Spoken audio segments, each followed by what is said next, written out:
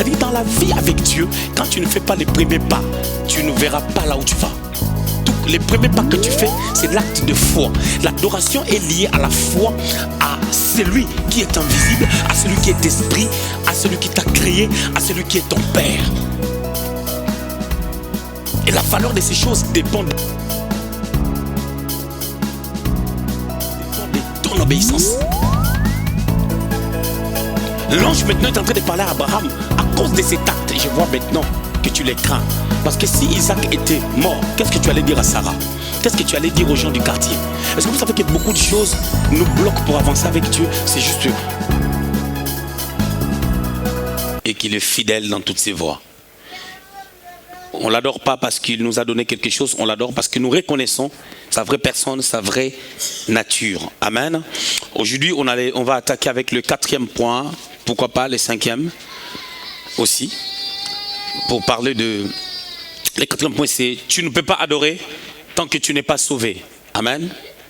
Tu ne peux pas adorer, ce sont des enseignements où nous donnons beaucoup de détails, beaucoup de passages bibliques afin d'amener le peuple de Dieu à comprendre les plans de Dieu. La Bible dit, ils seront tous enseignés de Dieu. Il faut un équilibre lorsqu'on est chrétien pour faire une bonne marche avec notre Dieu.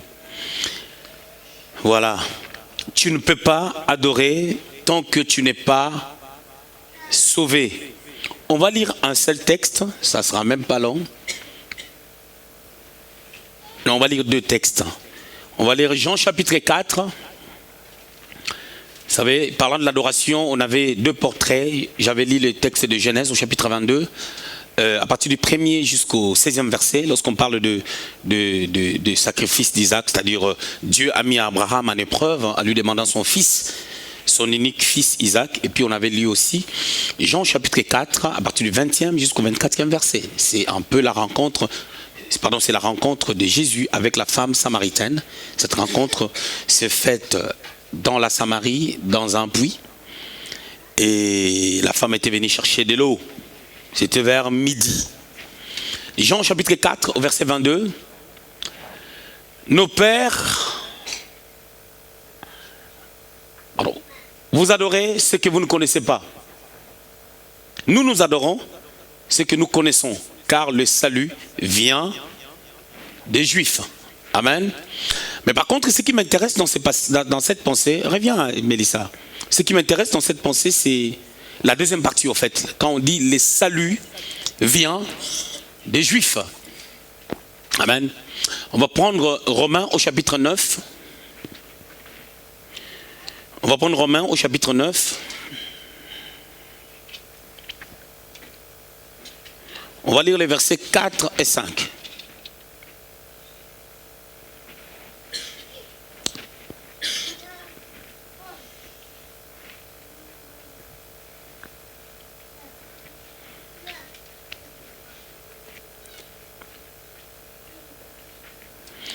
On lit au nom de Jésus, qui sont israélites, à qui appartiennent l'adoption, la gloire, les alliances, la loi, le culte, les promesses et le patriarche, et de qui est ici, selon la chair, le Christ qui est au-dessus de toutes choses.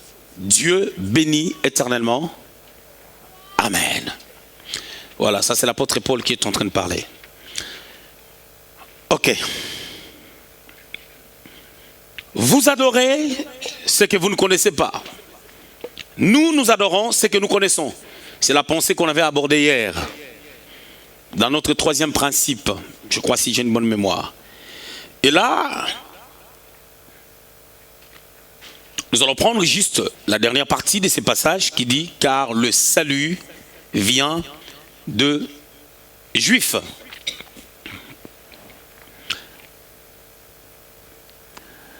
Bien-aimés dans le Seigneur, parlons de ce merveilleux thème sur l'adoration ou la prière de l'adoration, la prière d'adoration. J'aurais beaucoup de choses à dire, j'aurais beaucoup de choses à dire, pas seulement aujourd'hui, mais durant la course de notre enseignement, j'aurais vraiment beaucoup de choses à dire concernant l'adoration. Ça va permettre aux gens de pouvoir se situer, de pouvoir comprendre comment marcher avec les seigneurs. Voilà. Là, Jésus est en train de converser avec la femme samaritaine. C'est un texte qu'on a commencé à aborder depuis un bon moment. Et quand il parle avec la femme, il fait comprendre à la femme que vous adorez ce que vous ne connaissez pas. C'est-à-dire, déjà, quand on dit vous adorez ce que vous ne connaissez pas, il y a la personne à adorer, il y a ses principes, il y a sa relation avec les adorateurs ou ceux-là qui l'adorent. Le Seigneur lui fait comprendre que vous adorez celui que, ou ce que vous ne connaissez pas. Parce que l'adoration est liée à des principes que j'estime que tu ne connais pas, que vous ne connaissez pas ces principes. Parce que la femme est en train de faire comprendre au Seigneur que leurs pères ont adoré sur cette montagne. Il ne parlait pas de la montagne qui était à Jérusalem, mais ils étaient bel et bien dans la Samarie. Et à cette époque, je dis bien que la Samarie, c'est une ville d'Israël. La Samarie, après le schisme, était la capitale des 10 tribus du Nord. Mais par contre, au temps de Jésus, la Samarie a été occupée par plusieurs nations, qui se sont accaparées de cette région, de cette ville. Et ces gens-là ne s'attendaient pas avec les Juifs. Ils ne s'attendaient pas avec les enfants d'Israël. Vous savez, les enfants d'Israël ont évolué même dans leur appellation au fil du temps. Aujourd'hui, ou au temps du Seigneur, quand on parle des Juifs, on est en train de parler des enfants d'Israël. Amen. C'est un nom qui est venu, et c'est une appellation, qui est venue au temps du Seigneur. En fait, au fil du temps, les appellations ont changé. Lorsque Abraham, au temps d'Abraham, avant même que Jacob puisse établir une alliance particulière avec Dieu, on parlait des Hébreux. Les descendants d'Abraham étaient des Hébreux, c'est-à-dire Isaac, Jacob lui-même, Esaü et tout étaient des Hébreux. Et hébreu, il y a deux interprétations. Ça part de Héber, qui était un ancêtre d'Abraham. Mais par contre, la vraie signification que les théologiens se mettent d'accord, c'est un hébreu, c'est celui qui est passé de l'autre côté. C'est-à-dire celui qui est traversé de l'autre côté, comme Abraham. En acceptant l'appel de Dieu, il a quitté la Mésopotamie, il est parti de l'autre côté. Et c'est par Jacob qu'est né le nom Israël, lorsqu'il a combattu avec Dieu et il est sorti victorieux. Dieu l'a appelé Israël. Dieu lui avait dit: quel est ton nom? Il a dit: mon nom c'est Jacob. Jacob veut dire celui qui supplante. Voilà, en d'autres termes, sur le plan littéraire, on peut dire un voleur. Celui qui a pris la bénédiction de l'autre. Voilà, et Dieu lui a changé le nom. Il a dit: on t'appellera Israël, qui veut dire celui qui a combattu avec Dieu. C'est-à-dire le plan de Dieu a toujours été que Israël soit une nation solide, non pas à cause d'eux-mêmes, mais à cause de l'alliance qu'ils ont pu établir avec Dieu. Alors, Jésus dit à cette femme: le salut vient des Juifs. Mais moi, cette pensée, la pensée que je vous ai donnée, c'est quoi? C'est: tu ne peux pas adorer quand tu n'es pas sauvé. Lorsque nous parlons du salut, nous sommes en train de parler de le fait d'être sauvé. Comment d'abord être sauvé? Romains au chapitre 10, au verset 9, si on peut nous mettre ça. C'est en croyant du cœur, voilà, on va lire les textes. Romains chapitre 10, verset 9. Si tu confesses de ta bouche le Seigneur Jésus, et si tu crois dans ton cœur que Dieu l'a ressuscité des morts, tu seras sauvé. Tout commence par la confession. La confession, c'est un acte qu'on pose sur base de nos paroles. Mais à cette dimension, la confession dépend déjà de ce qu'on réalise au plus profond de nous. C'est-à-dire, il y a une introspection qu'on peut faire par rapport à sa vie. La marche ou la vie que tu mènes sans Dieu. On réfléchit, on se dit: il faut que je confesse le Seigneur Jésus. Mais pour confesser le Seigneur Jésus, il faut d'abord croire dans son cœur. Il faut croire que Dieu l'avait ressuscité d'entre les morts et que cette action de la croix a été faite pour notre salut. Le salut veut dire la délivrance. Le salut veut dire la liberté. En d'autres termes, le salut veut dire passer de l'autre côté. C'est-à-dire de ténèbres à la lumière. Amen. Voilà. Et lorsqu'on est sauvé, On devient enfant de Dieu. Mais c'est quand même impressionnant que le Seigneur puisse dire à la femme samaritaine que le salut vient des Juifs. C'est quoi ces propos? Parce qu'à ce temps, Jésus n'était pas encore mort à la croix.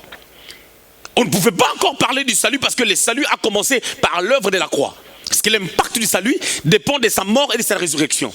Lorsqu'on parle seulement de sa mort à la croix, le salut n'est pas encore complet. Pour qu'on parle du salut en tant que tel sur le plan doctrinal, il faudrait commencer par l'œuvre de la croix. Gethsemane d'abord, pardon, là où il a pris conscience, là où il a pris la décision, pardon, de pouvoir aller à la croix. On parle de la croix, et puis après on parle de sa mort, son ensevelissement et sa résurrection. C'est ce que Paul est en train de nous parler dans le livre des Romains chapitre 10 au verset 9.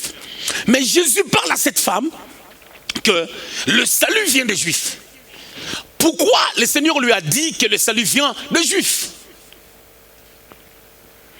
Pendant qu'à ce temps, aucun Juif était sauvé. La première des choses à dire, c'est quoi? Nous avons lu dans Romains au chapitre 9, verset 4 à 5. On est en train de parler des 9 privilèges d'Israël. Ce sont ces notions qui diffèrent ou qui différencient, pardon, Israël à d'autres nations. Dieu a choisi Israël, Dieu a marché avec Israël pour faire voir aux nations, pour que tous ceux-là qui croiront en Dieu par Jésus-Christ puissent voir comment Dieu marche avec les hommes. Dieu, pour former la nation israélite, il s'est choisi un homme. Cet homme-là, c'est Abraham, qui a accepté la volonté de Dieu. La Bible dit dans Hébreu au chapitre 7, à partir du 2e verset, que Dieu parla à notre père Abraham lorsqu'il était encore en Mésopotamie. Dieu l'a parlé. Abraham a accepté l'appel de Dieu. Abraham a quitté la contrée où il habitait. En quittant cette contrée, c'était un lieu de ténèbres. Je vous avais parlé de Josué, au chapitre 24, au verset 2. Là où on est en train de dire que les pères étaient de l'autre côté en train d'adorer d'autres dieux. Alors, en quittant la Mésopotamie, Abraham, il a accepté la volonté de Dieu et il a laissé ce qu'il est en train de faire, ce qui lui a mené dans les ténèbres. Comme ce que nous faisons, lorsque nous acceptons l'appel de Dieu et que nous sommes sauvés, non seulement l'action du Seigneur est valable dans nos vies, je parle de la croix, la mort et la résurrection, mais il y a aussi notre attitude par rapport à Dieu. Cette attitude a fermé le salut en nous. Mais Jésus dit à cette femme que le salut vient des Juifs. Comment le salut vient de Juifs? C'est simple, c'est parce que Jésus est sorti des Juifs.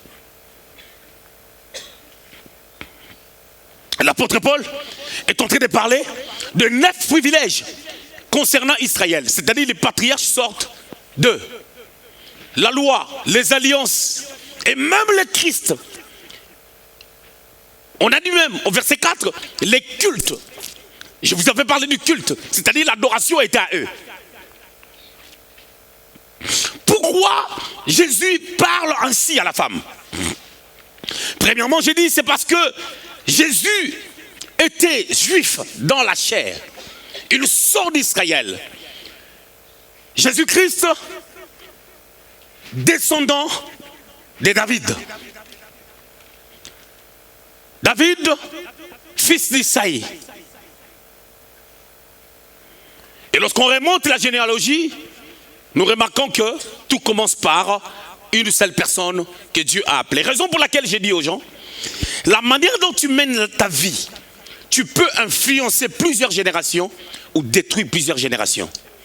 Tu connais le Seigneur aujourd'hui, tu as des enfants, mais tu dois comprendre que après toi, il y aura encore des gens et des gens, mais tout peut partir de toi. Beaucoup de personnes, beaucoup de familles vivent les désastres parce qu'il y a eu des gens qui ont sémé la négativité. Il y a eu des gens qui ont sémé des mauvaises choses. Il y a eu des gens qui se sont méconduits. Et d'autres payent les conséquences.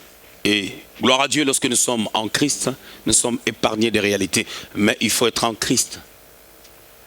Quand tu n'es pas en Christ, les liens auront d'autorité, l'autorité sur ta vie. Alors, être en Christ, c'est marcher selon ses principes. Le Seigneur lui dit, vous adorez ce que vous ne connaissez pas, parce que le salut vient de nous. Le salut vient des Juifs. Pendant que, mais de quel salut le Seigneur est en train de parler? En réalité, là, à ce niveau, le Seigneur ne pouvait pas parler du salut de la croix. Amen. C'est là où je vais arriver. Il ne parlait pas du salut dont je viens de vous sauver. De vous parler, pardon, excusez-moi. Parce que personne n'était sauvé. Personne n'était sauvé. Mais le Seigneur parle de ça. Tu comprends un peu? Écoutez.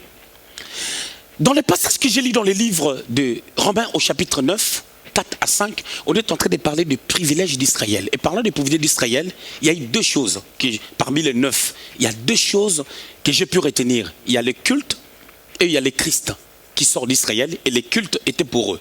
C'est-à-dire que les enfants d'Israël étaient le seul peuple qui avait je dirais, le privilège de pouvoir adorer le Seigneur. Lorsqu'on a fait même les tabernacles, les étrangers ne pouvaient pas s'approcher de la présence de Dieu. Et lorsque nous parlons du tabernacle, selon les dispositions je dirais, selon l'enseignement que l'apôtre Paul est en train de donner dans Hébreux au chapitre 9, il parle de partie du tabernacle. À l'intérieur, il y a deux parties, le lieu très saint et le lieu saint. Et à la partie de l'extérieur, c'est le parvis. Tout enfant d'Israël, selon la coutume, pouvait venir dans les parvis pour offrir un sacrifice, c'est-à-dire le fait d'adorer le Seigneur. Le souverain sacrificateur, lui seul, entrait jusque dans le lieu très saint, mais une fois par année, afin de pouvoir obtenir le pardon du peuple et adorer le Seigneur pour la nation, pour le peuple. Dans le lieu saint, le sacrificateur y entrait matin et soir selon l'ordre de sa classe. Souvenez-vous du papa de Jean-Baptiste, Zacharie. Il a été choisi parce que c'était le jour de sa classe pour faire les services. Il y avait ce qu'on appelle l'offrande du matin et ce qu'on appelle l'offrande du soir. Souvenez-vous de Daniel au chapitre 9. Daniel dit, un ange est venu le parler, Gabriel est venu le parler au temps de l'offrande du soir. Parce qu'il y avait aussi une offrande du matin. Amen. C'est-à-dire qu'il y avait une culture en Israël. Quand les gens, pour adorer le Seigneur, tous les jours, les gens devaient passer d'une manière ou d'une autre, soit par les temples, raison pour laquelle, comme tout le monde ne pouvait pas venir là où il y avait des temples, les gens pouvaient passer dans des synagogues, juste question de pouvoir adorer, reconnaître Dieu. Et cela se faisait tous les jours.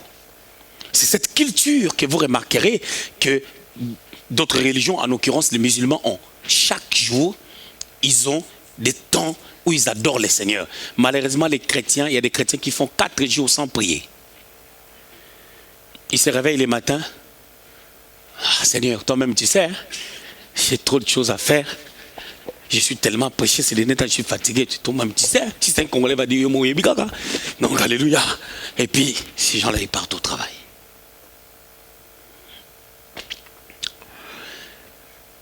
De quel salut on est en train de parler? C'était les privilèges que les Juifs avaient, qu'aucun peuple n'avait. Le Seigneur est en train de dire à cette femme, tu ne connais pas ce que tu es en train de dire, tu ne connais pas les privilèges d'Israël. Mais pourquoi le Seigneur lui a parlé de la sorte pendant que Jésus-Christ était venu afin de pouvoir amener quelque chose de nouveau? Vous savez, j'aime la méthodologie du Seigneur.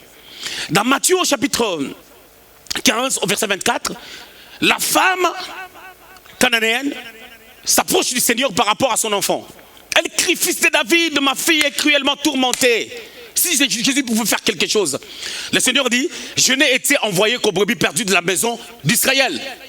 Parce que jusqu'à ce temps-là, jusqu'à ce que le Seigneur était mort à la croix, avant que le Seigneur meure à la croix, tout tournait tout autour de la relation d'Israël avec leur Dieu. Et à ce temps, Dieu n'était pas le Dieu des Belges. Dieu n'était pas le Dieu des Samaritains. Dieu n'était pas le Dieu des Français. Dieu n'était pas le Dieu des Congolais. Dieu n'était pas le Dieu des Martiniquais. Dieu était le Dieu d'Israël. Raison pour laquelle leurs paroles, dans leur bouche, c'était le Dieu d'Abraham, d'Isaac et de Jacob. C'était leur Dieu. Quand ils parlaient de la sorte, ils étaient en train de parler des alliances que Dieu a faites avec ces gens. Ça leur permettait de pouvoir entrer dans l'adoration. C'est-à-dire, nous reconnaissons les dieux qui a fait l'alliance avec nos pères. Et à cause de nos pères, à cause de l'amour qu'il a envers nos pères, il va nous écouter, il va nous exaucer. Lorsque nous revenons à lui, il nous entend. C'est-à-dire, quand nous faisons des sacrifices à Dieu, Dieu va les agréer. Mais le plus gros problème, c'est quoi? Jésus savait que je dois amener l'adoration à quitter la dimension d'être seulement quelque chose qui est lié à Israël, premièrement, que ça doit arrêter d'être quelque chose qui est lié à ce qu'on peut offrir, mais que ça soit un état d'esprit, un état du cœur, que ça soit quelque chose qui vient de l'intérieur pour influencer l'extérieur. Mais tu ne peux pas aller vite dans cette dimension avec la femme parce qu'elle ne connaît rien. Il faut une méthodologie, il faut une stratégie. Il faut commencer à lui expliquer d'abord que le salut pour l'instant, c'est pour les Juifs. C'est par là que je sors ma pensée. Nous, on est dans la nouvelle alliance maintenant. Si les Juifs doivent adorer, je vous pose une question. Est-ce qu'aujourd'hui, depuis que l'Église a commencé les jours de la Pentecôte, est-ce que les Juifs ont toujours l'accès à l'adoration? Est-ce que les Juifs peuvent adorer? Bien sûr que oui. Ils peuvent adorer, mais l'adoration a changé de camp. Pour qu'ils adorent, il faut que l'adoration passe par Christ.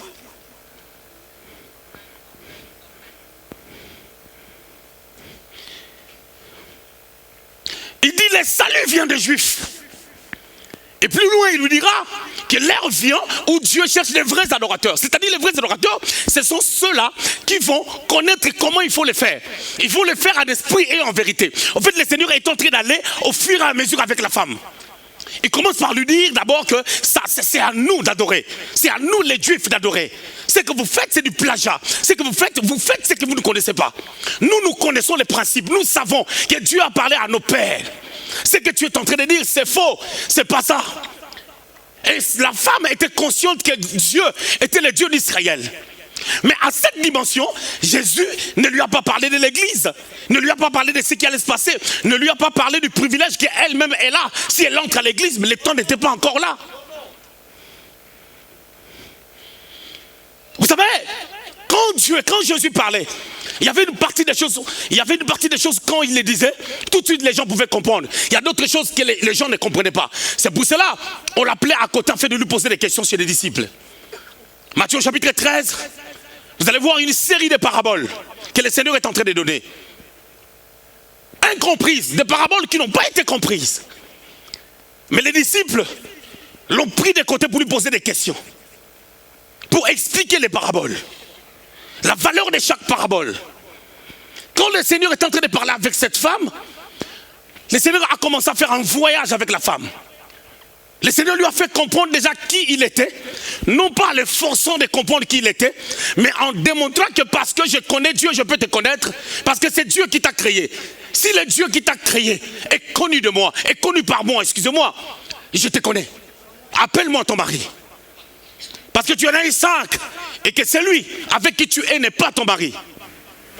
Vous savez, vous adorez ce que vous ne connaissez pas.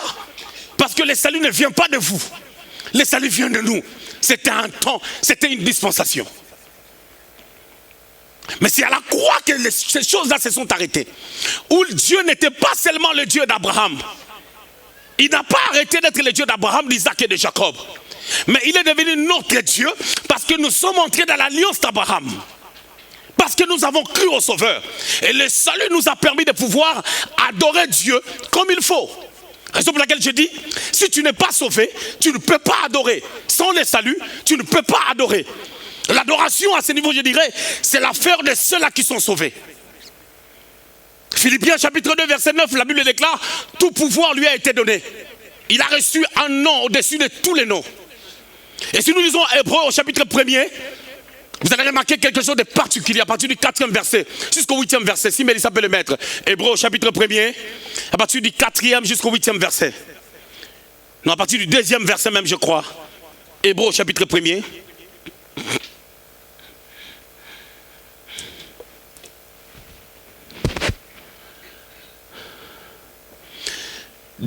ces derniers temps, nous a parlé par le Fils, qu'il a établi héritier de toutes choses. Par lui, il a aussi créé l'univers. On s'arrête un peu ça. On s'arrête un peu là. Il dit, là j'estime que c'est Paul qui parle. Il dit, Dieu en ces derniers temps, quel temps? Les derniers temps ont commencé quand? Et quand on parle du temps de la fin, on parle de succession des temps. Vous allez voir, quand on parle du temps de la fin, on parle de ça au pluriel. Dans Actes chapitre 2, à partir du 15e verset, l'apôtre Pierre s'élève pour dire, c'est ici que s'accomplit ce qui a été annoncé par Joël. Joël a annoncé des choses avant. Mais Joël avait dit dans Joël 2,28 que dans les derniers jours, dans les derniers temps, que Dieu répondra de son esprit. Pierre répond cette pensée pour dire que ces derniers temps viennent de commencer par le bouleversement qui s'est fait, par la Pentecôte, où nous voyons les fusions du Saint-Esprit.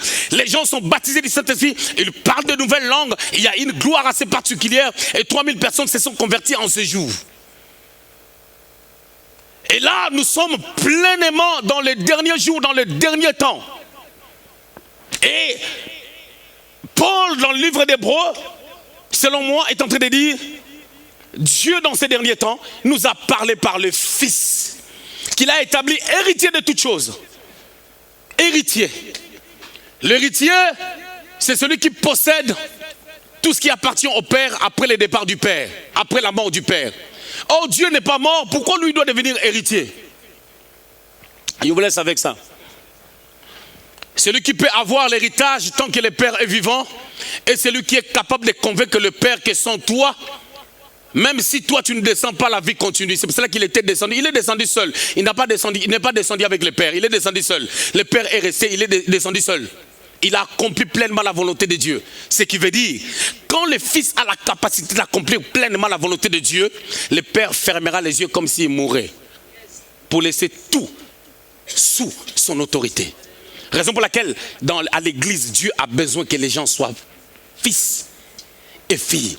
J'aime le Seigneur qui dira aux gens de son époque, si quelqu'un ne reçoit pas l'évangile comme un enfant, il ne peut pas entrer dans le royaume de Dieu. Je continue. Dans le passage d'avant déjà, au verset 2, on a dit, par Jésus-Christ, Dieu a créé l'univers. Reviens un peu, Mélie, s'il te plaît.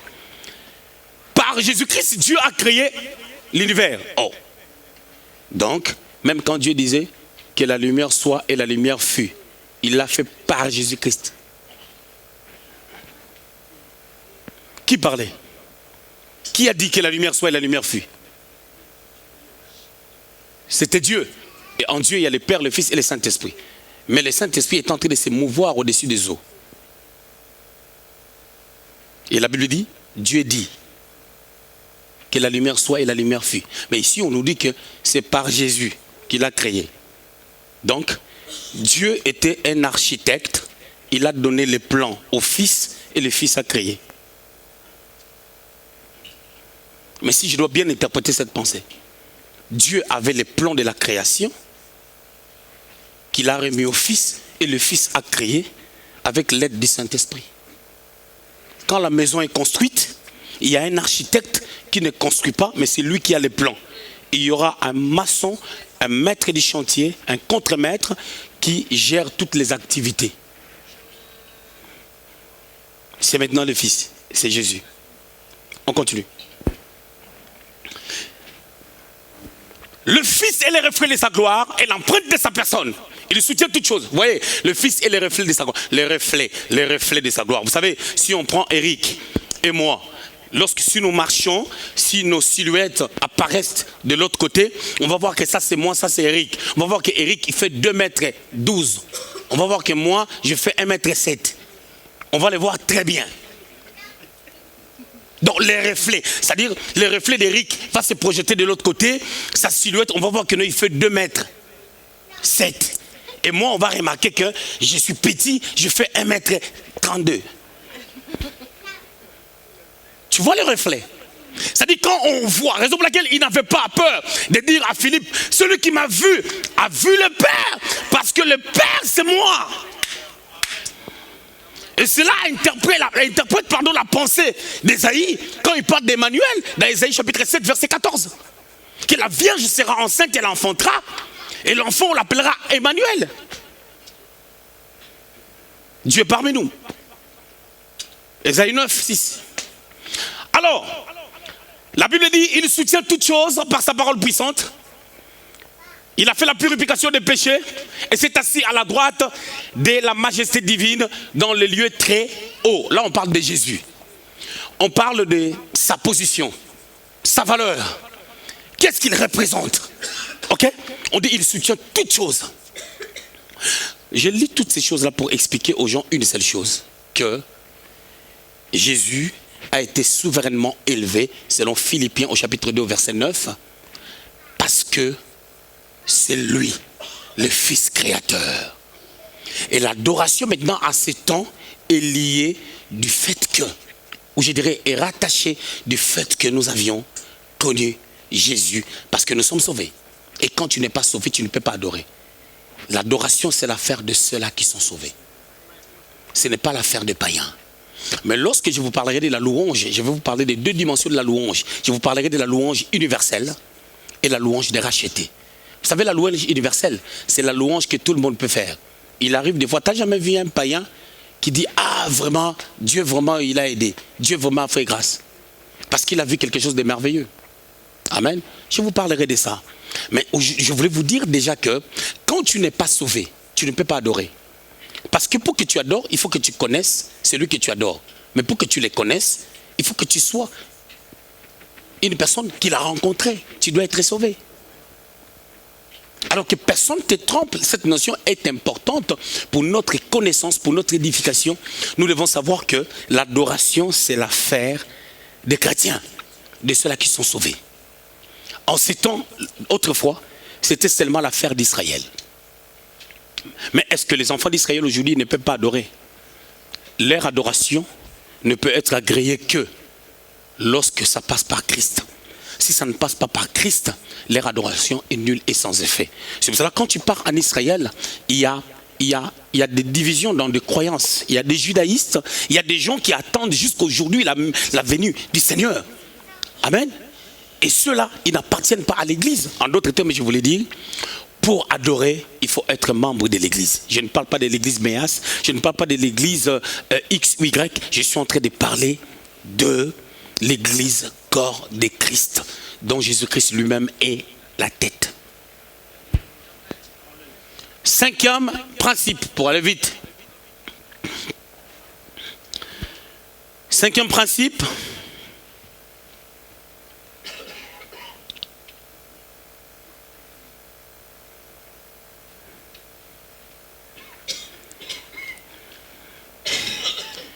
L'adoration affermit le lien entre l'adoré et l'adorateur et amène la crainte de Dieu. Genèse au chapitre 5, Genèse chapitre 22, Genèse 22, on va lire les 5e et le 12e versets. Genèse chapitre 22, 5 d'abord, et puis on va lire encore le verset 12. J'ai lu au nom de Jésus. Et Abraham dit à ses serviteurs, restez ici avec l'âne, moi et le jeune homme, nous irons jusque là pour adorer.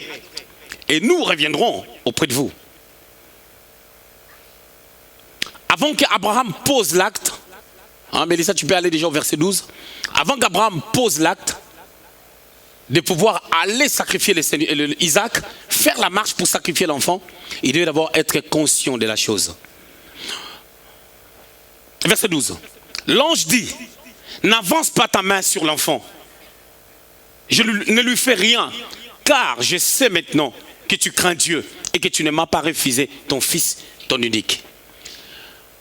Vous savez, pour craindre Dieu, il faut le connaître. Là maintenant, notre cinquième principe, c'est quoi? L'adoration crée un lien, établit un lien. Et ces liens-là, lorsque je parle d'un lien, c'est-à-dire ça établit un rapport, une coalition, une cohésion, une symbiose, une attente, une relation où l'adorateur quitte la dimension d'une simple créature de Dieu, il devient un fils pour reconnaître la nature, la position de celui qui a créé, qui est son Père. Et à cette dimension, il y a ce qu'on appelle la crainte. La crainte se manifeste dans la vie de celui qui adore lorsque tu connais comment tu dois adorer. Lorsque tu acceptes, tu entres dans la volonté de l'adorer. Lorsque tu obéis à l'adorer. Et lorsque Abraham, Dieu lui demande quelque chose de grave, quelque chose d'important, Dieu lui dit, offre-moi ton fils. Cela, ça ne cadrait pas déjà le dogme, le principe. Comment tu peux me demander un homme? Mais Abraham accepte l'inacceptable, pardon. Et qu'est-ce que Dieu lui dit? Je vois maintenant que tu me crains. Parce que je te demande quelque chose qui contredit même mes paroles, qui contredit, quelque chose qui contredit même la prophétie que je t'avais donnée, que tu deviendrais une père de multitude. Et voilà, maintenant tu as 137 ans. Et comment tu vas faire encore un enfant? Sarah, comment il va tomber encore enceinte à 127 ans pour faire un enfant qui grandira pour être l'héritier? Mais Abraham accepte.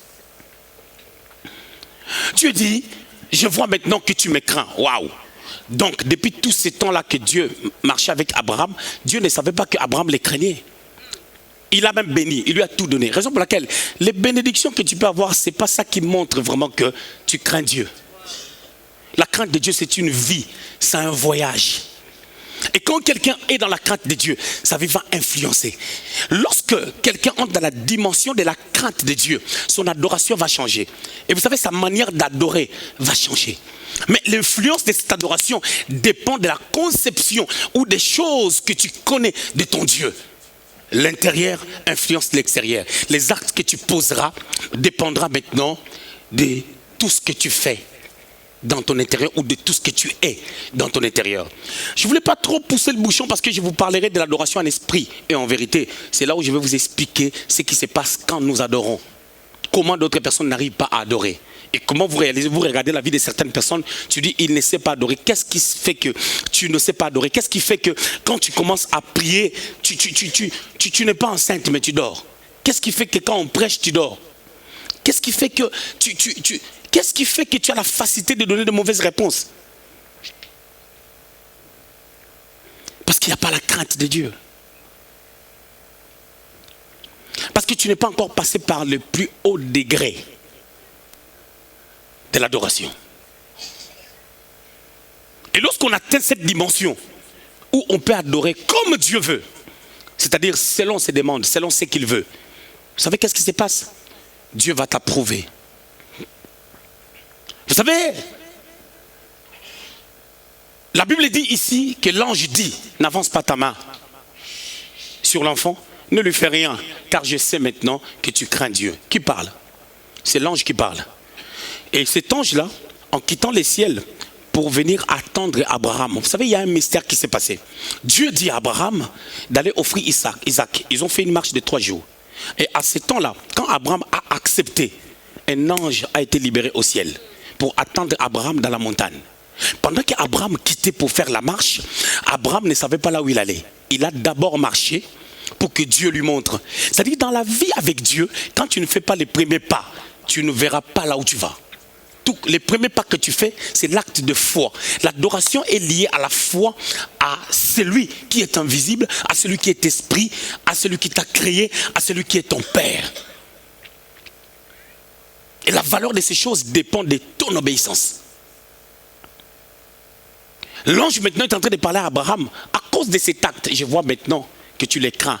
Parce que si Isaac était mort, qu'est-ce que tu allais dire à Sarah? Qu'est-ce que tu allais dire aux gens du quartier? Est-ce que vous savez que beaucoup de choses nous bloquent pour avancer avec Dieu? C'est juste, beaucoup de choses qui nous bloquent, c'est juste l'influence des gens. Qu'est-ce que les gens diront de moi? Qu'est-ce que les gens vont dire quand ils vont voir ça? Qu'est-ce que les gens vont dire? Il y a d'autres personnes qui ont honte de dire certaines choses ou de faire certaines choses. Alléluia. Quelqu'un peut être là, il me voit, il m'appelle papa. S'il est avec son meilleur ami, ils ont grandi ensemble, il ne va pas m'appeler papa.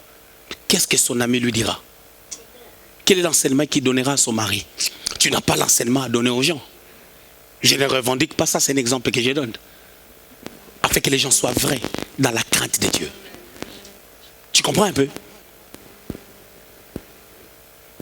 C'est-à-dire, mon père spirituel, quand mon père était vivant, j'appelle mon père papa. Mon père spirituel, je l'appelle papa. Devant mon père.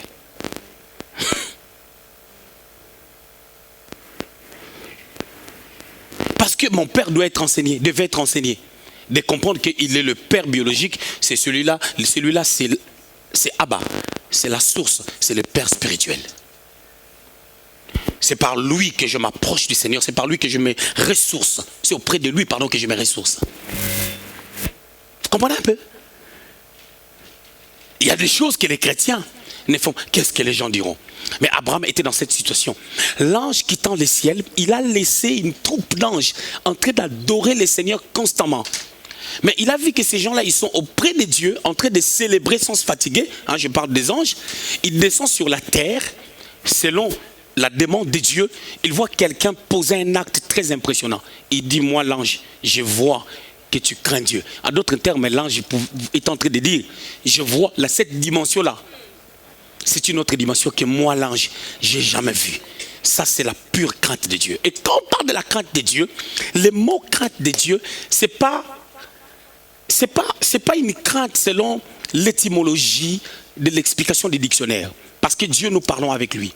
Parce que quand on parle de la crainte, si un intellectuel, si un docteur en lettres prend ça, il va vous expliquer que non, cette crainte-là, c'est-à-dire, vous savez, la crainte, quand on parle de la crainte, c'est le fait de pouvoir ne rien dire à la personne, obéir à la personne sans dire quoi que ce soit. Mais or, avec Dieu, nous n'opérons pas comme ça. Dieu nous laisse le privilège de pouvoir le parler, de communiquer avec lui. Et plus on rentre dans la profondeur, il nous explique des choses. Quand Abraham, on lui a demandé de donner son enfant, il a accepté, il a pris l'enfant, il a accepté. Plus il avançait, plus il commençait à recevoir des révélations par rapport à l'acte qu'il veut poser. Raison pour laquelle quand Hébreu parle de cette scène, Hébreu dit qu'Abraham croyait que Dieu était capable de ressusciter les morts. C'est-à-dire que la conviction d'Abraham était que Isaac mourra et que Dieu va les ressusciter.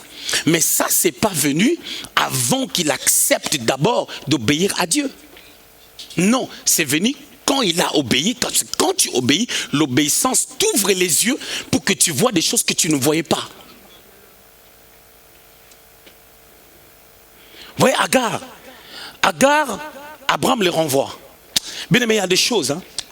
Abraham renvoie Agar. Il ne lui donne rien. Juste de l'eau. Mais Abraham avait intercédé concernant Ismaël. Il avait dit, je veux que la bénédiction soit sur lui. Qu'est-ce que Dieu a fait? Il a dit, lui aussi sera une grande nation. Vous voyez les Arabes, hein? Vous voyez tous les Turcs là et tout, quand ils font leur kebab. Tu peux les trouver là 30 ans. Ils ont commencé le kebab à 25 ans. Tu peux passer là 15 ans après, ils sont toujours ensemble, unis. Ils travaillent ensemble. Chose qui ne se fait pas. Surtout chez les Africains. Mais ils ne prient pas Jésus-Christ. C'est la bénédiction qu'Abraham avait demandé à Dieu. Mais quand il lui renvoie Isaac, et quand il renvoie, Agar, il renvoie Agar et Ismaël avec rien. Pourquoi? Parce que chez les descendants d'Abraham, ce qui compte, ce n'est pas les matériels. C'est la parole qu'on prononce sur toi. Mais aujourd'hui, pour qu'on voit que notre pasteur est gentil, c'est parce que quand tu avais des difficultés, le pasteur t'avait donné 20 €. Il y a même des aventuriers qui font des trucs sur Internet. Ils mettent des chaussures du pasteur, les chaussures du diacre, les chaussures de ces... Ce sont des théâtres et les chrétiens commentent. Les gens qui font ce genre de choses, ils n'ont jamais été chrétiens. Le diacre a ses chaussures parce qu'il veut, parce que la prospérité c'est une volonté. Je souhaite que tu prospères à tous égards. Quand Jean pouvait aller rendre visite à Gaius, si Jean ses chaussures étaient belles, Gaius n'en avait pas parce que Gaius ne comprenait pas les normes de la prospérité. Mais si tu es ancien, tu ne donnes pas ta dîme, tu ne donnes pas les offrandes, tu ne sèmes pas, tu crois que tu vas manquer? Les gens mélangent tout, les gens blaguent avec l'église. Les gens blaguent avec l'église. Les gens se permettent tout. Sur Internet, quelqu'un va débarquer. Tu verras, il a aussi un nom qui porte le nom, je ne sais pas, de Dieu ou un nom qui est lié à un personnage biblique, mais en train de critiquer quelqu'un qui prêche. Mais Dieu peut te fermer la bouche, tu peux expirer. Raison pour laquelle il y a des accidents, il y a plusieurs problèmes qui se passent parce qu'il y a des gens, et les gens se permettent, à cause d'Internet, les gens se permettent de tout et de rien. Comme quelqu'un qui avait dit, qui a écrit... dans ma prédication de mardi, parler du Congo au lieu que vous puissiez vous parler de vos mensonges, de parler en langue. Moi j'ai des Congolais ici à l'église. Donc moi je vais parler du Congo, je vais vous dire de prier pour les Congos. Et les jours que les Gabon a des problèmes, les jours que maintenant il y a des problèmes partout, on va faire quoi? je dois amener l'Église à devenir République démocratique du Congo. Je suis Congolais, je suis fier d'être Congolais, je respecte ma nation. Ma prière a toujours été que tout aille bien là-bas, ce qui est le cas pour plusieurs. Et gloire au Seigneur. Mais l'Église, ce n'est pas une communauté camerounaise, ce n'est pas une communauté congolaise, ce n'est pas une communauté belge, ce n'est pas une communauté luxembourgeoise. C'est l'Église du Seigneur. Mais les gens se permettent des choses comme ça, mais ce sont des bêtises. Ce sont des bêtises. Le Facebook a ouvert la porte aux bêtises. Il y a des personnes sans père qui débarquent comme ça. Le ministère, ce n'est pas le fait de faire des beaux cheveux. Tu te mets devant la caméra, alléluia. Connectez-vous, connectez-vous, alléluia. Ce sont des théâtres. Ça, c'est des théâtres, des go.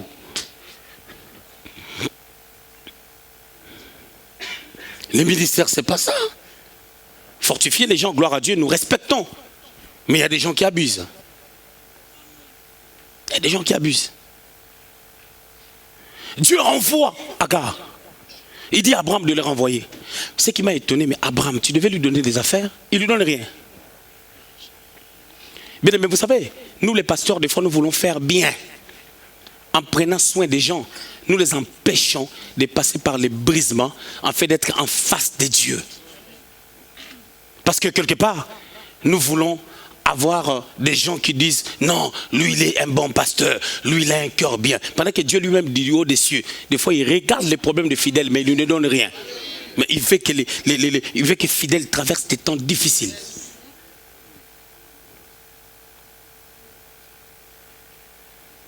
Dites aux gens, posez la question aux gens, en quoi ton pasteur c'est un bon pasteur? C'est parce qu'il avait un deuil, le pasteur est venu dormir là. Dieu nous a appelés à aller dormir dans le deuil des gens. Si quelqu'un est mort, il est mort. Nous respectons les morts.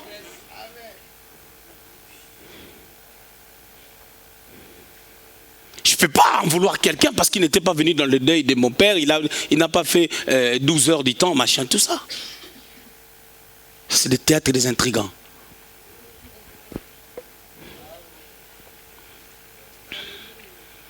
Je vois maintenant que tu me crains. Je vois que tu crains Dieu. Ça, c'est l'ange qui approuve Abraham.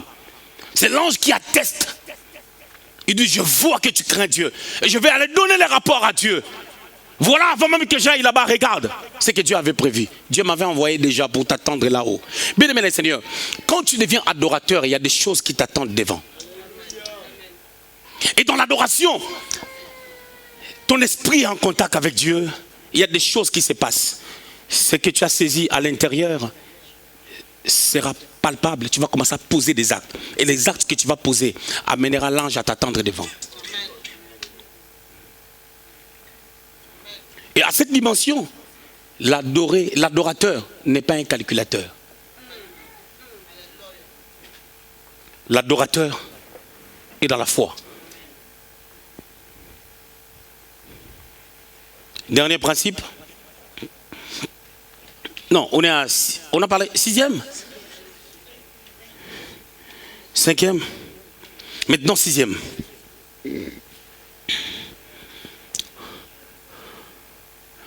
Avant que j'aborde le 6e point, je voulais vous donner quand même Actes chapitre 16. On va parler pendant 2-3 minutes. Actes chapitre 16, Paul et Silas. Actes chapitre 16. Il y a quelqu'un qui m'a dit une fois, moi j'aime bien quand tu bombardes, tu es en plein feu. Je l'ai regardé comme ça, j'ai dit, il ne connaît pas Dieu. J'ai eu pitié de lui. J'avais envie même de lui donner des biscuits. Hein. J'ai dit, tu es mieux peut-être en mangeant des biscuits.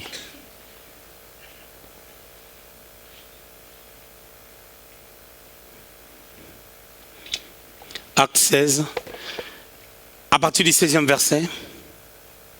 Amen. Je crois que je m'arrêterai à ces points-là pour ne pas qu'on aille trop vite en besogne. Comme ça, on va poser des questions. Je vais lire au nom de Jésus. Comme nous allions au lieu de prière, une servante qui avait un esprit de python et qui, en devinant procurer un grand profit à ses maîtres, en tout cas cette partie, je la lis par rapport à une bonne compréhension, mais ce qui m'intéresse, c'est en bas. et qui, en devinant procurer un grand profit à ses maîtres, vint au-devant de nous. Et s'est mis à nous suivre, Paul et nous. Elle criait, « Ces hommes sont les serviteurs du Dieu très haut, et vous annoncent la voie du salut. » Elle fit cela pendant plusieurs jours. Paul, fatigué, se retourna et dit à l'esprit, « Je t'ordonne, au nom de Jésus-Christ, de sortir d'elle. » Et il sortit à l'air même. Ok. Là, à ce niveau, nous voyons quelqu'un qui est possédé par un esprit mauvais, qui est en train de donner un message. Ok. C'était une parole de connaissance. Il affirme ce qu'étaient Paul et Silas. C'était vrai. C'était vrai, mais ce n'était pas Dieu qui parlait. Parce que quand Dieu parle, il y a une méthodologie. Ce n'est pas ça mon problème. Verset 19. Le maître de la servante, voyant disparaître l'espoir de leur gain, se saisirent de Paul et Silas et les traînèrent sur la place publique devant le magistrat. Vous comprenez? C'est-à-dire, ils ont chassé un démon. Parce qu'ils ont chassé un démon, leur maître, ok, qui envoyait, en fait, la personne, le maître de la femme, qui lui envoyait à pouvoir dire ces genres de choses, ces enchantements, afin de pouvoir en tirer gain de cause, parce que quand ils recevaient de l'argent, c'est comme des gens que vous voyez demander l'argent en France, à Paris. C'est toute une équipe. Hein. Quand tu les croises dans la soirée comme ça, ils sont nombreux, ils se réunissent à 20, à 21, ils se partagent de l'argent. Des fois, il y a la bagarre. C'est-à-dire qu'ils se départagent dans des coins afin de pouvoir demander de l'argent comme des personnes malheureuses et tout. Quand ils vont finir le travail, les pantalons slim sortent, des collants, les cheveux ils arrangent bien, make-up, je ne sais pas ils se lavent où. Mais ils se retrouvent encore, deuxième boulot, rue de Strasbourg. Je ne sais pas ils dorment à quelle heure. Ah, ils bossent, hein? Ok. Il y a peut-être un maître qui tire le ficelle, qui a payé les billets à 4 filles pour aller travailler pour lui. Et lui, il est quelque part, on lui rend des comptes. C'était un peu la même stratégie. Et Paul a discerné que Dieu n'est pas là. Raison pour laquelle même quand tu veux donner, quand tu veux aider quelqu'un dans la rue, il faut que tu sentes par le Saint-Esprit. Oui. Vous avez vu les images qu'on montre des personnes soi-disant paralytiques qui ne le sont pas? Oh. Alors, à partir du verset 25 maintenant, ok, jusqu'à 34, parce que Paul et Silas, à cause de cet acte, ça les a amenés en prison. Amen. Ah, j'espère que quand ils étaient en prison, quand on les a autorisés de pouvoir téléphoner, quand ils ont appelé à la maison, les neveux de Paul disent, ah, oncle Paul, franchement, pourquoi tu as cherché des démons? Laisse. Des fois, il faut que tu gardes quand même ton onction. Ça te crée des problèmes. Oh, maintenant, tu te retrouves en prison. Or, c'était une situation que Dieu a permise pour voir l'attitude de ces merveilleuses personnes qui ont servi Dieu à 7 ans. La Bible dit, verset 25, vers le milieu de la nuit, Paul et Silas priaient et chantaient les louanges de Dieu. Et les prisonniers les attendaient. Tout à coup, il se fit un grand tremblement de terre, en sorte que le fondement de la prison fut ébranlé. Au même instant, toutes les portes s'ouvrirent et les liens de tous les prisonniers furent rompus. Écoutez un peu, je vais m'arrêter là. Nous voyons, ils étaient en train de chanter. La Bible parle des louanges de Dieu. Je voulais vous dire une chose. Je laisse cet aspect-là parce que je reviendrai sur ça quand je parlerai de la louange. Mais par contre, je voulais d'abord vous expliquer que ils chantaient des louanges de Dieu dans quelles conditions? Ils étaient en prison, enchaînés. Amen. Vous savez, à ce temps, lorsqu'on enchaînait quelqu'un, vous savez c'était comment? Lorsque l'armée romaine faisait son travail, c'était comment? Quand on t'enchaîne, quand tu es enchaîné, tu as 4 gardes. 4 personnes qui te gardent, on va les changer chaque 4 heures. Ok? Maintenant, la journée à 24 heures. Chaque 4 heures, on va les changer. Prends maintenant 4, multiplié par combien? Par 6 pour que ça nous donne 24. Donc Paul et Silas, ils avaient 24 personnes qui les gardaient tous les jours. Donc les temps qu'ils ont fait là, ça s'est changé chaque 4 heures. Alors pendant qu'eux ils célébraient, ils attendaient, les prisonniers attendaient. Et là où les prisonniers étaient, les prisonniers se disaient, mais comment ils peuvent se mettre dans cet état pendant qu'on les a enchaînés? Nous connaissons cette prison. On est enchaînés à un niveau, mais comment eux, ils peuvent avoir cette attitude de célébrer Dieu? On parle de louange, mais la louange, c'est quand Dieu te fait du bien. Mais Dieu n'a rien fait. Leurs regards étaient fixés sur l'opportunité qu'ils ont eue d'avoir un problème qui vient de Dieu. Parce qu'ils ont servi le Seigneur, ils ont eu un problème. Et les regards commençaient à voir Christ et ils commençaient maintenant à célébrer, non pas sur base de ce que le Seigneur a fait physiquement, mais de ce qu'il a fait déjà spirituellement, parce qu'ils se sont dit, les géoliers aujourd'hui va se convertir. Et tous ces gens-là, ils vont se convertir. Je voulais dire à quelqu'un, par ta situation, les gens vont se convertir. Les gens vont dire qu'il y a un Dieu. Il y a un Dieu qui est capable de changer des situations. Raison pour laquelle, lorsqu'une situation persiste, je prie, et je ne vois pas les changements, je le laisse à Dieu. Je commence à célébrer, je commence à louer, je commence à adorer, parce que je sais que le Rédempteur, je dirais comme Job, qui a dit que j'ai entendu parler de Dieu. Job 42, verset 5. Verset 5, j'ai entendu parler de Dieu, mais mes yeux ont vu. Bien aimé, nous attendons la parole, nous attendons l'évangile. On entend, mais il faut que la parole, qui est la bonne nouvelle, il faut que l'évangile, qui vient du terme grec evangelium, qui veut dire la bonne nouvelle, puisse devenir chair dans ta vie, par le marque de Christ, qui vont impacter ta personne. Ils étaient en prison, impactés par la souffrance, enchaînés, mais le corps peut être enchaîné, mais la parole de Dieu ne peut pas être enchaînée. Paul dit que je suis dans les chaînes, mais la parole n'est pas enchaînée, parce que la parole de Dieu qui n'est pas enchaînée est capable de déchaîner celui qui est enchaîné. À cause de la célébration, la Bible déclare qu'en prison, les fondements se sont ébranlés. Je ne sais pas qu'est-ce qui s'est passé. Les prisonniers qui étaient en haut sont tombés. Je ne sais pas. Réfléchissez vous-même. Faites-vous un dessin de cette histoire-là. Les geôliers stupéfaits. Paul connaissait la valeur d'une âme. Une âme devait être sauvée. C'était les gardiens de la prison. Il a fallu qu'on les amène dans cet endroit pour que cette âme puisse se convertir. Bien aimé, d'autres situations que nous traversons, c'est pour que quelqu'un se convertisse. Mais nous, à chaque fois qu'on a une situation négative, qu'est-ce que nous faisons? Je pose la question à certaines personnes. Si on prend ma vie, on prend la vie de ma femme, on te donne comme cadeau pendant 7 jours. Tu en feras quoi avec ça? Bien aimé, si je suis homme de Dieu, comme Élie avait dit, je suis homme de Dieu, que le fait descendre, que ça vous consume. Non, je ne suis pas dans la dispensation d'Élie. Si je suis homme de Dieu, ma souffrance peut parler. Je n'ai pas besoin de consumer quelqu'un afin d'attester que Dieu marche avec moi. Mais que ma souffrance parle. Ma souffrance va amener quelqu'un à la conversion. Parce que dans chaque souffrance, il y a un témoignage. Mais le problème, c'est quoi? Pendant que tu traverses des moments difficiles, quelle est l'attitude que tu peux adopter? Ah, bien-aimé dans le Seigneur, Jésus avait souffert. Non seulement à la croix, avant qu'il monte à la croix, il est en train d'être flagellé. Mais son attitude, il n'a pas dit, Père, pourquoi tu m'as fait ça? Non, il est resté calme. Son cœur est en train de dire, Seigneur, je te célèbre, mon Dieu, mon Père. L'attitude, l'attitude, l'attitude, l'attitude. Bien aimé, nous blaguons avec des problèmes. Nous blaguons avec des réalités. À l'hôpital, avant que mon père meure, je l'ai regardé. L'état où il était, on est retourné, il était 3 heures du matin. Je n'oublierai jamais, 3h25. J'ai dit à ma femme, au prophète Rifin et à son épouse, demain, c'est-à-dire aujourd'hui, lorsqu'on va se lever pour aller à l'hôpital, une chose va se passer entre les deux. Soit le vieux doit mourir, soit on doit le voir debout sur pied. Des choses. Mais Seigneur, que ça soit ta volonté qui se fasse. 8h35, il était mort. 9h moins, ils ont appelé. Ils ont attendu un peu. Après 9h, ils ont appelé. Venez vite, moi j'ai compris.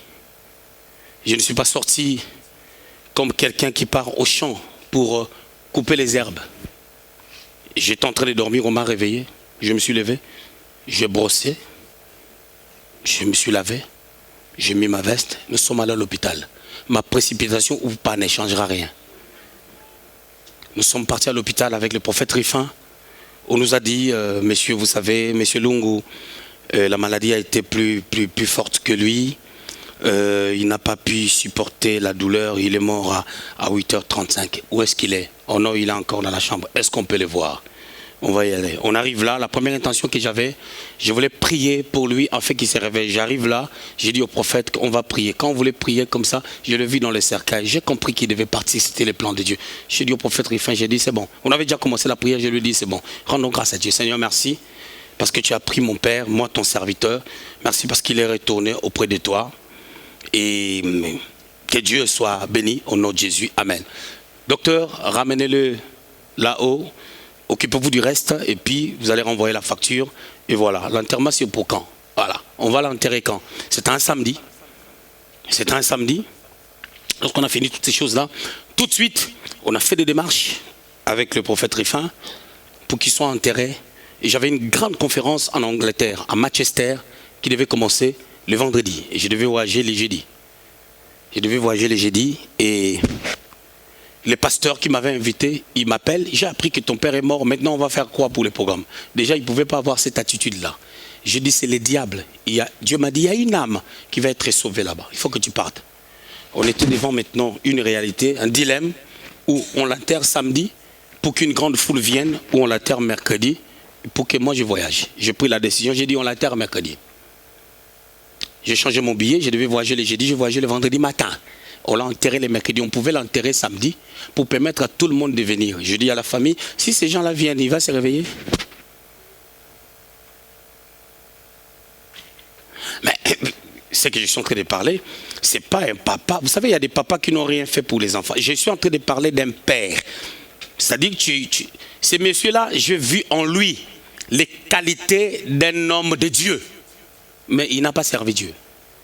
Je vis en lui l'amour du prochain. J'ai vu en lui le nombre de personnes qu'il a aidées lorsqu'il n'avait plus assez de moyens. Ces gens-là se sont éparpillés. Ça n'a jamais été un problème pour lui. Mon père ne parlait pas beaucoup. Moi, je parle beaucoup, c'est ma mère. Mon père ne parlait pas beaucoup. Tous les caractères que j'ai, c'est lui. Il est parti. Bien aimé, dans la vie, si tu ne peux pas t'arrêter pour regarder ce que Dieu veut faire, afin de lui rendre grâce, pour que toi tu continues ta marche, tu seras là en train de pleurnicher, les gens sont en train d'avancer. Toi qui s'apitoie sur ton sort, il y a des gens qui ont pris des grandes décisions pendant des moments difficiles, pendant des moments compliqués. Nous dormons, nous nous réveillons pour prêcher la parole ici à Babylone, Luxembourg. Vous ne savez pas ce que nous endurons. Mais je voulais dire à quelqu'un, nous sommes des battants, nous ne lâcherons pas la prise. Luxembourg sera sauvé, Méas atteindra une multitude de personnes à telle enseigne que même lorsqu'on aura un grand bâtiment, les gens qui viendront à Méas ne sauront pas entrer en ces lieux parce que le lieu sera petit par rapport à la multitude de personnes. C'est une décision. C'est celui qui met la main dans la charrue. Ne regarde plus en arrière. Il faut avancer. Nous sommes des guerriers de Dieu. C'est pour ça qu'on parle de l'Éternel des armées. Un vrai soldat, pendant la guerre, quand tu meurs, tu restes. Hein? Vous savez ça? Vous savez que si toi, tu prends une balle, tu restes, moi je vais te soulever. Si on nous attrape, tu sais que je serai obligé de vendre la mèche. Et je vais détruire la nation. Et je suis obligé de te laisser. C'est ça la marche avec Dieu.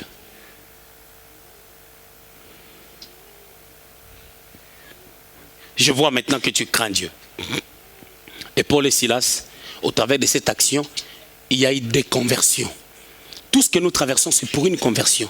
Tu as tout perdu aujourd'hui. Ça sera un sujet. Ça doit être un sujet d'adoration.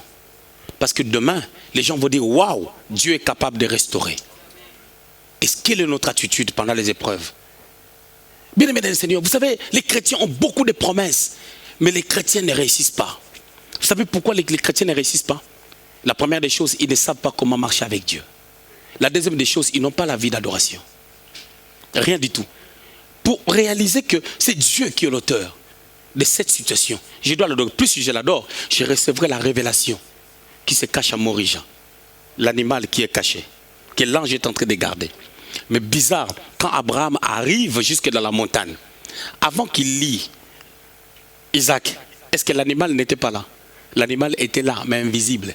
C'est comme quand Agar a été renvoyé à vide, juste avec la bénédiction. Quand l'enfant a pleuré, lorsque le fils pleure à la croix, Dieu se souvient de l'humanité. Le salut entre. Quand Ismaël a pleuré, Dieu a entendu. Dieu a eu compassion. Dieu a dit à Agar, regarde les puits. Mais est-ce que les puits là, ça a été fabriqué à ce moment-là? Ah, Dieu c'est un fabricant. Dieu c'est un pourvoyeur. C'est pour cela qu'Abraham dit, à la montagne il sera pourvu. Parce que Dieu peut pouvoir d'une manière que tu ne peux pas imaginer. Dieu pouvoir. Dieu pouvoir. Dieu pouvoir. Dieu pouvoir. Dieu pouvoir. Dieu pouvoir. Vous savez, il y a deux personnes dans cette église ici, là, qui me donnent tous les mois.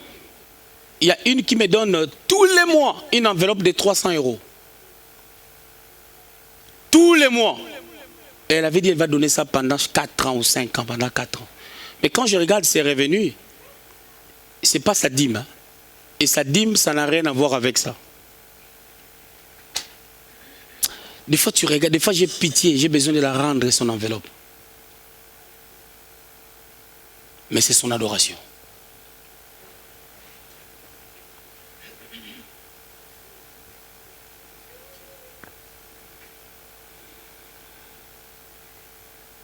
Que Dieu vous bénisse.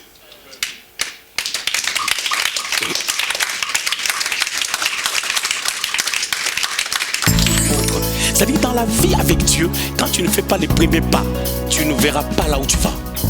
Les premiers pas que tu fais, c'est l'acte de foi. L'adoration est liée à la foi, à celui qui est invisible, à celui qui est esprit, à celui qui t'a créé, à celui qui est ton Père. Et la valeur de ces choses dépend de ton obéissance. L'ange maintenant est en train de parler à Abraham à cause de cet acte. Je vois maintenant que tu les crains. Parce que si Isaac était mort, qu'est-ce que tu allais dire à Sarah? Qu'est-ce que tu allais dire aux gens du quartier? Est-ce que vous savez que beaucoup de choses nous bloquent pour avancer avec Dieu? C'est juste